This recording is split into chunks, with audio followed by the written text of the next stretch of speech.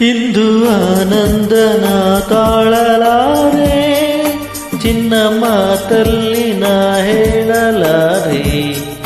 ನನ್ನ ಕುಣಿಸಲು ಬಯಕೆಗಳು ಕಂಡೆ ಹೊಸ ಹೊಸ ಕನಸುಗಳು, ನನ್ನ ಕುಣಿಸಲು ಬಯಕೆಗಳು ಕಂಡೆ ಹೊಸ ಹೊಸ ಕನಸುಗಳು. ನೀನೆಂದೆಂದು ನನ್ನವಳೇ.